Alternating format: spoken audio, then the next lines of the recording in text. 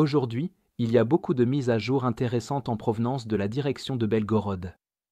Ici, les Russes déploient une quantité massive d'infanterie pour repousser les Ukrainiens de leur deuxième incursion à travers la frontière russe, avant que de nouveaux renforts ukrainiens puissent consolider leur position. Cependant, avant que les Russes ne puissent se mettre en position, les Ukrainiens ont lancé une série dévastatrice de frappes aériennes pour anéantir les concentrations de troupes russes de part et d'autre, détruisant complètement la réponse russe. L'objectif des forces ukrainiennes dans cette zone est de détourner l'attention des Russes de leur offensive dans la région de Soumy. Pour y parvenir, les Ukrainiens cherchent à combattre sur un champ de bataille de leur choix en déployant des forces pour renforcer leur incursion dans la région de Belgorod. Le principal désavantage ukrainien à Soumy est que les Russes y concentrent l'intégralité de leur ancien contingent de Koursk, qui compte environ 62 000 soldats, sur une ligne de front 2 fois plus courte qu'auparavant. En étendant les combats à un terrain plus favorable à Belgorod, les forces ukrainiennes peuvent étirer les lignes russes et obtenir un avantage tactique. Contrairement au nord de Soumy, Belgorod dispose d'un réseau plus dense de routes secondaires, ce qui complique les efforts russes pour surveiller et cibler la logistique ukrainienne. Les forêts denses offrent une couverture abondante pour les mouvements de troupes, les positions dissimulées et le stockage de matériel. De plus, l'Ukraine a déjà détruit des ponts-clés et des points de passage de rivières dans la région, affaiblissant encore davantage le réseau logistique limité de la Russie et compliquant sa capacité à maintenir ses opérations. Cela crée des conditions idéales pour une incursion ukrainienne durable dans la région de Belgorod. Des soldats ukrainiens ont partagé des vidéos les montrant en train de déplacer des forces supplémentaires à travers la frontière afin de renforcer et de consolider correctement leur position nouvellement acquise. Les commandants russes ont compris que laisser les forces ukrainiennes consolider leur gain mènerait à un nouvel effort coûteux et épuisant pour reprendre la zone. En réponse, ils ont précipité des renforts vers le front, tombant directement dans la stratégie ukrainienne. Cependant, ces déploiements ont été gravement entravés par le fait que les Ukrainiens avaient déjà détruit plusieurs points de passage fluviaux critiques, ce qui a entraîné des itinéraires de transport prévisibles, permettant aux forces ukrainiennes de suivre et de cibler facilement les troupes russes arrivant sur place. Des images de combats géolocalisées en provenance de Doptarivka montrent des soldats russes cachés dans les sous-sols de 2 maisons résidentielles avant d'être frappés par une frappe de précision ukrainienne.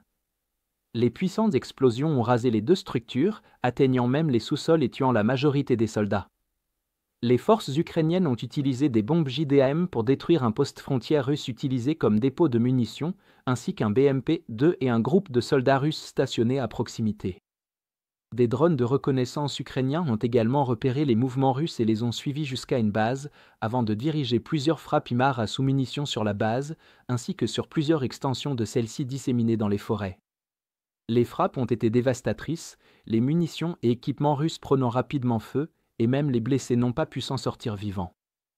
De plus, la portée étendue de 28 km des bombes JDAM a permis aux pilotes ukrainiens de frapper des cibles encore plus en profondeur à l'arrière des lignes russes, touchant une colonne de 5 camions russes transportant des soldats vers le front, ce qui a entraîné la mort de 60 soldats russes récemment mobilisés, selon des soldats russes à proximité qui ont filmé les conséquences de l'attaque.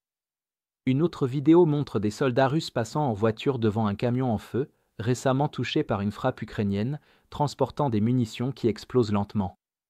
Enfin, les forces ukrainiennes ont ciblé des complexes de tranchées russes dans des champs ouverts et le long de lisières boisées à l'aide de plusieurs bombes JDAM de précision, frappant les bastions avec une précision dévastatrice.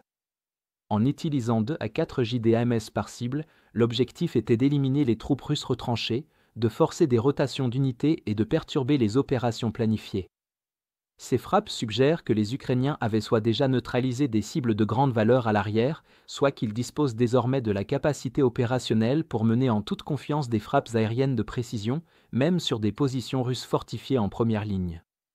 Dans l'ensemble, les forces ukrainiennes ont réussi à fixer les forces russes dans la région de Belgorod en les forçant à redéployer des troupes depuis leur offensive sur Soumy, les obligeant à emprunter des routes logistiques étroites et prévisibles, ce qui a permis aux Ukrainiens de les éliminer par des frappes de précision.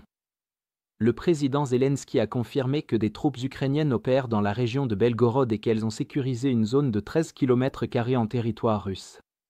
Zelensky a souligné que l'objectif principal est de protéger les régions de Soumy et de Kharkiv contre les offensives russes, tout en continuant à détourner les ressources russes des combats principaux dans l'est de l'Ukraine.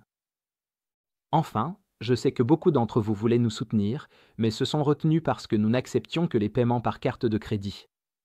Aujourd'hui, nous sommes ravis d'annoncer que nous avons désormais ajouté PayPal et d'autres options de paiement électronique pratiques. Pour vous remercier d'avoir attendu aussi longtemps, nous lançons notre plus grande offre jamais proposée, 50% de réduction sur tous les niveaux d'abonnement. En vous abonnant, vous ne faites pas que soutenir notre travail, vous débloquez également l'accès à nos analyses exclusives, nos aperçus approfondis de tous les fronts et nos vidéos sur la géopolitique stratégique. Si vous souhaitiez soutenir nos efforts mais n'en aviez pas encore eu l'occasion, c'est le moment idéal pour vous lancer et faire une réelle différence. Alors, consultez le lien dans la description pour rejoindre notre cause et devenir un membre exclusif de notre communauté. Je suis sincèrement reconnaissant envers tous ceux qui nous ont rejoints, votre soutien compte énormément pour nous.